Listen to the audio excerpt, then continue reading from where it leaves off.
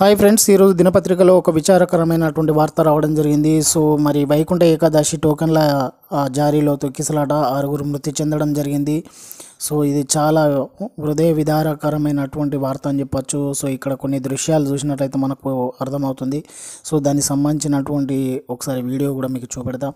So Govinda నామాలతో ప్రతిధ్వనించాల్సిన చోట మృత్యుఘోష వినిపించింది. సో 7 కొండలవాడి సాక్షిగా భక్తుల అర్తనాదాలతో ఆధ్యాత్మిక నగరి దద్దరిల్లిందని చెప్పొచ్చు. సో అరుపులు, కేకలు, అర్తనాదాలతో తిరుపతి అయితే బీతిల్లింది.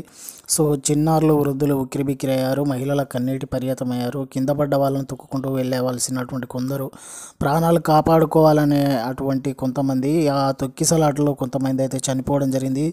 సో ఆ దృశ్యాలు అయితే చాలా విచారకరంగా ఉన్నాయి. గతంలో గోదావరి పుష్కరాలు, మరి ఇప్పుడు వైకుంఠ ఏకాదశి, నాడు పబ్లిసిటీ పిచ్చి, సో నేడు ఆలని మాలినటువంటి అలసత్వం అనేది ఇక్కడ ఉంది. సో ఏదేమైనట్టుగా ప్రభుత్వం ఇలాంటి విషయాలు చాలా జాగ్రత్తగా ఉండాలి. సో తిరుపతి ఘటనపై అయితే మరి ప్రధాని మోదీ అండ్ రేవంత్ రెడ్డి, చంద్రబాబు, వైఎస్ జగన్ కూడా అందరూ కూడా చాలా బాధపడడం జరిగింది. సో అంతేకాకుండా ఈ యొక్క తిరుపతిలో టోకన్ల కేంద్రాల వద్ద అయితే ఉదయం నుంచి పోటెత్తిన లక్షలాది భక్తులు రాత్రి 8:35 ఒక్కసారిగా గేట్లు ఓపెన్ చేయడంతో దూసుకెళ్ళినట్లు భక్తులు అయితే చెప్తున్నారు.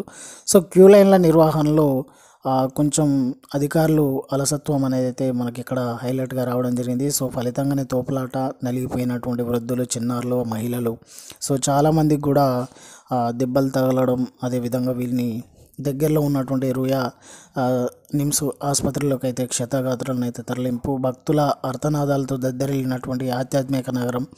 సో మృతుల సంఖ్య అయితే పెరిగేటువంటి అవకాశం ఉందంటున్న భక్తులు. సో ఏదేమైనా చాలా బాధాకరమని చెప్పచ్చు. సో దానికి సంబంధించినటువంటి ఇక్కడ ఒకసారి ఫోటోలు చూసినట్లు కూడా మనకు చాలా బాధాకరంగా ఉంది. సో ఇలాంటి ఘటన మరొకసారి జరగకుండా అయితే జాగ్రత్త తీసుకోవాల్సినటువంటి అవసరం ఎంతైనా ఉంది.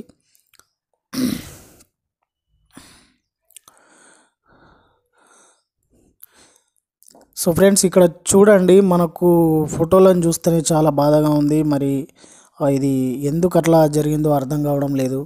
సో మనకి ఇక్కడైతే న్యూస్ని ఒకసారి గమనించినట్లయితే నాడు కట్టుదిట్టంగా, నేడు నిర్లక్ష్యంగానే అయితే ఉంది. సో నాడు నేడని చాలా వరకు ఇక్కడ తిరుపతిలోని రామనాయుడు స్కూల్ బుధవారం రాత్రి ఒక్కసారిగా గేట్లు తెరవడంతో తొక్కిసలాట సంబంధించి 40 మందికి పైగా స్పృహ కోల్పోయినట్లు చెప్తుంది. సో వీరిలో 6 అయితే పరిస్థితి విషమంగా ఉంది. మొత్తం 360 మంది గోవిందమాల భక్తులు 3 రోజుల పాటు నడిచి తిరుపతికి చేరుకున్నారు. సో వీరంతా అన్నమయ్య జిల్లా మదనపల్లి నియోజకవర్గం రామసముద్రం మండలం నరసాపురం నుంచి వచ్చారు. వీరితో పాటు వచ్చిన బంధువులు తమ వారికి ఏం జరిగిందో అనేటువంటి ఆందోళనలో ఉన్నారు. ఎటు వెళ్ళాలో, ఎక్కడికి వెళ్ళాలో తెలియక స్కూళ్ళకు దగ్గరలో ఉన్నటువంటి పద్మావతి పార్కులో తల్లడిల్లిపోతున్నారు. సో ముఖ్యంగా ఈ స్కూల్లో జరిగిన తొక్కిసలాట మదనపల్లి, అదేవిధంగా పుంగనూరు, నరసాపురం, చిత్తూరు అండ్ తమిళనాడు సరిహద్దు ప్రాంతాలకు చెందిన వారు ఉన్నట్లు సమాచారం. సో ఏది ఏమైనా ఇలాంటిది మరొకసారి జరగకుండా గవర్నమెంట్ అయితే ముందు నుండే కొంచెం కట్టుదిట్టమైనటువంటి జాగ్రత్తలు తీసుకుంటే చాలా బాగుండనేది అయితే ఉంది. సో ఇక్కడ వైకుంఠ ఏకాదశి టోకన్ల జారీలో తొక్కిసలాట 6 మృతి, 10ల సంఖ్యలో భక్తుల గాయాలని అయితే మనకు హైలైట్గా రావడం జరిగింది. సో ఇప్పటికైనా గవర్నమెంట్ స్పందించి సో వాళ్ళందరికీ కూడా వైద్య సహాయం చేయాలని అయితే భక్తులు అయితే కోరుతుండ్రు. సో ఇది చాలా బాధాకరమైనటువంటి విషయం అని చెప్పచ్చు.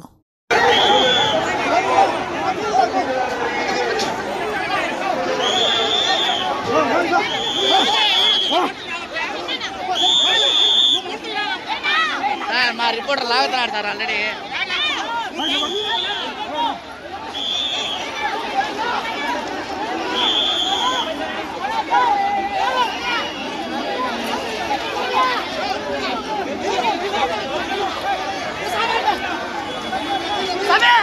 వారం మొత్తం ఉన్న దర్శనం ఎందుకయ్యా ఈ బాటల, ఎందుకయ్యా ప్రాణాలు పోతున్నా ఇప్పుడు.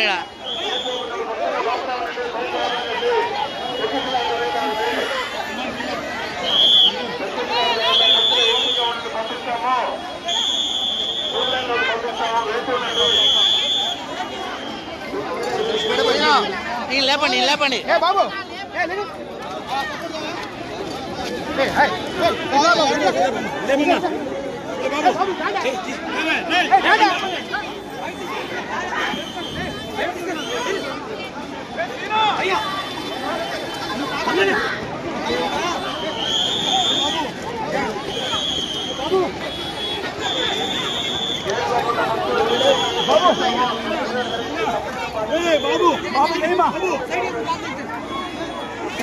ఏమ్మా సైడ్ పోండి ఓ యాడే వస్తారు ఎందుకే వస్తారు ప్రాణాలు పోయిండా ఈడ